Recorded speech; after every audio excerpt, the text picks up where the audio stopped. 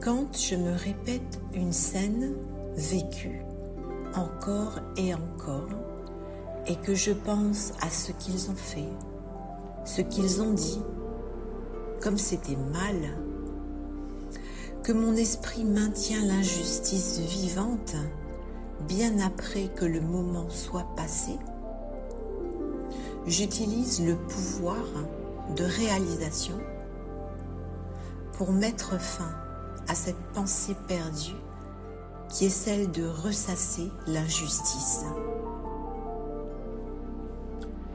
Je peux aussi me souvenir du mantra magique de Baba et le relire ou le répéter mentalement. Mon très doux enfant, la réalisation dans le cœur te permet de réclamer des bénédictions à celui qui réconforte les cœurs.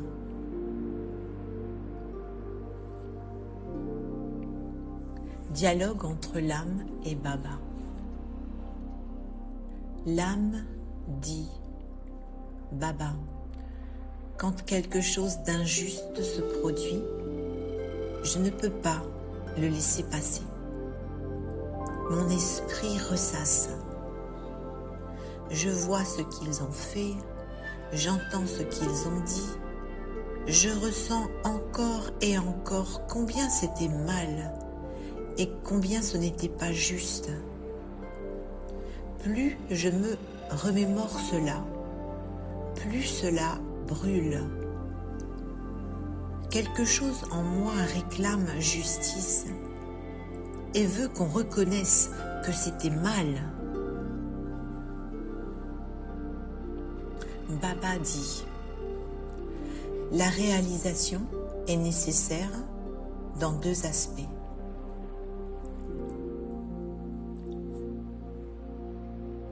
L'un des aspects est la réalisation de ses propres faiblesses.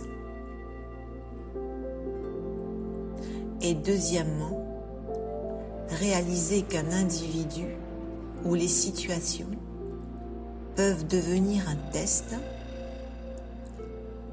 et prendre conscience également des désirs et des sentiments que l'esprit a vis-à-vis de cette personne, ses faiblesses et son niveau de dépendance. Qu'il y ait cette conscience, je suis élevé, mon niveau originel est élevé, et cette situation n'est qu'un test. Cette réalisation apportera une transformation facile et elle vous fera réussir. L'âme dit: je vois Baba, le fait de ressasser me fait attendre quelque chose, une reconnaissance, un remords ou la justice. Mais le pouvoir de réalisation m'invite à voir différemment. Ils ont agi à partir de leur faiblesse, de leur niveau de dépendance. Et cette situation n'est qu'un test. Je dois le réussir.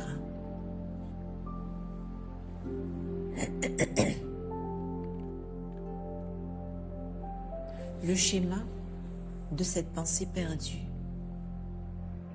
Quand quelque chose d'injuste arrive, l'esprit veut le traiter. Mais le traitement devient une répétition. Et ressasser ne résout rien. Cela s'amplifie. Chaque répétition rend l'injustice plus aiguë, la blessure plus fraîche. Celui qui a causé la blessure n'est plus dans la pièce. Le fait de ressasser le ramène dedans. Les vieux sanskars réclament justice. Ils veulent que l'autre personne comprenne, qu'elle reconnaisse les faits, qu'elle éprouve des remords. Mais ce désir maintient l'âme enchaînée à la scène, attendant quelque chose qui ne viendra peut-être jamais. Le pouvoir de réalisation redirige l'attention. L'âme réalise deux choses. Premièrement, sa propre faiblesse, celle de ressasser, celle d'avoir besoin de justice et ce refus de se libérer. Deuxièmement, l'état de l'autre personne, la faiblesse de l'autre personne, le niveau de dépendance de l'autre personne, à partir de quelle limitation elle agissait. Lorsque l'âme prend clairement conscience de cela, la tension se dissipe. Et la situation elle-même, ce n'est qu'un test, un examen. L'âme qui le réussit gagne quelque chose. L'âme qui ressasse sans cesse ne fait que perdre du temps et du pouvoir.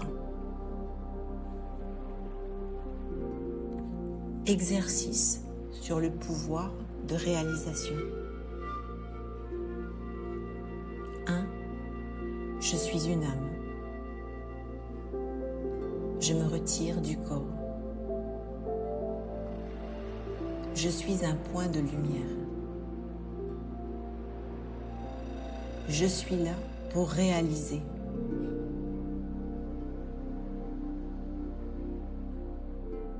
2. La réalisation est un miroir. Je vérifie mon miroir. Ce que j'ai dans ma tête est-il aussi dans mon cœur?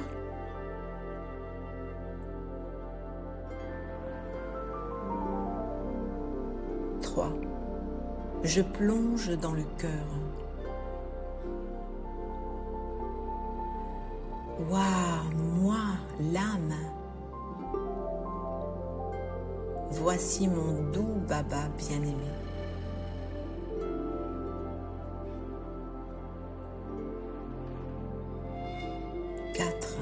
Je vois clairement.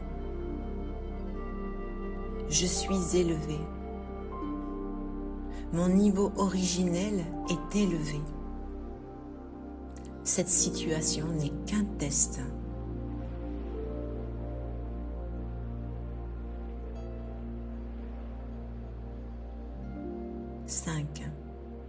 Je suis un faiseur d'efforts rapides. Le cœur a réclamé sa bénédiction auprès de celui qui réconforte les cœurs, auprès de Baba.